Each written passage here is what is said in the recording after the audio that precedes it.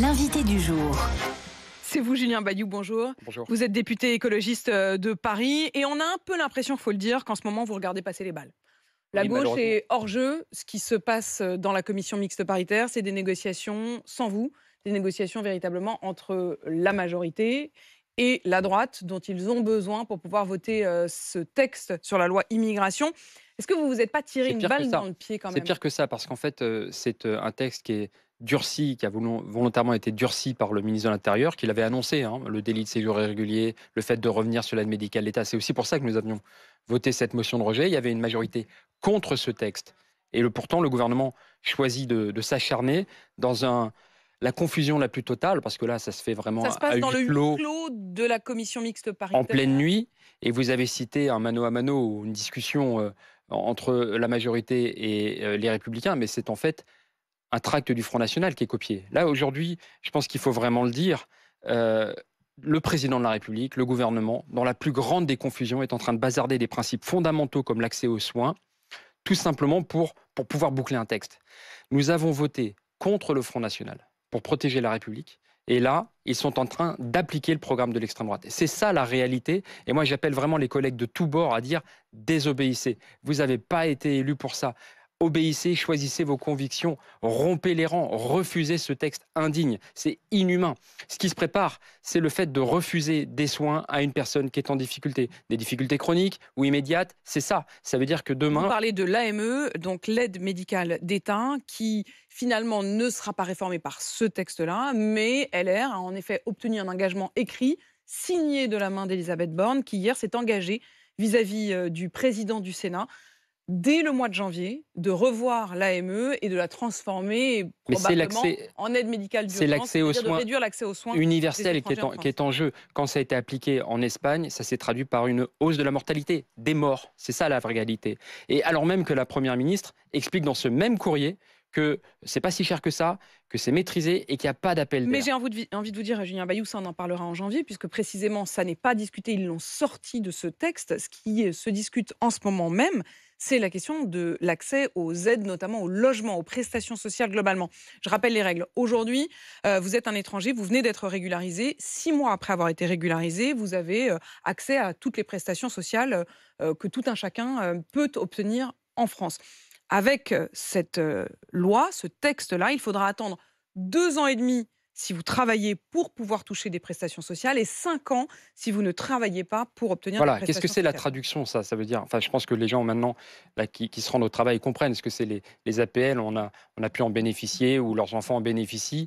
C'est un soutien pour faire face aux dépenses de la vie. En moyenne, c'est C'est la question 204 du € par logement. mois. Si vous l'enlevez, vous pénalisez les familles, vous pénalisez les enfants. Encore une fois, c'est précariser des gens qui sont déjà vulnérables et faire croire aux gens que c'est en stigmatisant, en vulnérabilisant des gens qui sont déjà dans la difficulté, que leur quotidien va aller mieux. C'est ça le principe fondamental. C'est l'erreur, c'est la faute, l'indignité de cette course folle pour copier le tract du Front Quand National. vous dites pour copier le tract du Front National, C'est est-ce que une vous question de estimez, préférence au fond, que nationale, ça en devient fait. une préférence Mais nationale? C'est la question que j'allais évidemment, mais c'est une question de préférence nationale. C'est ce que disait, non pas le RN, mais le FN de Jean-Marie Le Pen dans les années 80. Et je le dis, les gens qui vont au travail, là, se disent peut-être qu'on parle d'étrangers, mais on parle des étrangers qui contribuent à la vie de notre société. On parle des étrangers régularisés. Celles et ceux qu'on a applaudis pendant le Covid en 2020.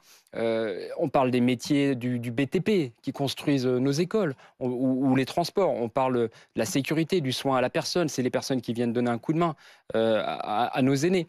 C'est celles qui font la société. Ces personnes-là, elles sont désireuses de s'intégrer, d'apprendre le français. Elles ont des enfants, elles sont scolarisées, payent des impôts, participent de notre communauté, ont des talents à nous offrir.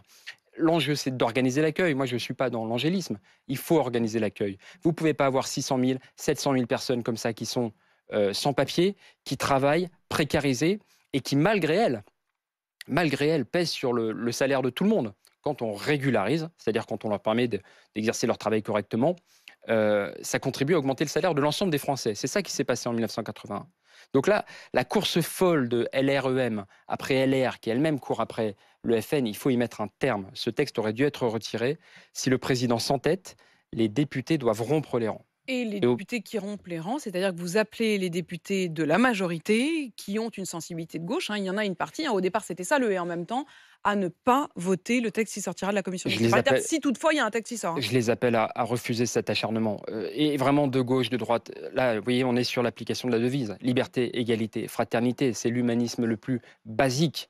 Permettre l'accès aux soins universels, permettre l'hébergement universel. Que quand vous appelez le 115, on ne vous demande pas si vous avez été refusé du droit d'asile alors que vous avez des enfants à la rue. C'est ça qui est en jeu aujourd'hui avec l'accès à l'hébergement. Je leur dis à ces humanistes, de gauche ou de droite, d'où qu'ils viennent, refusez.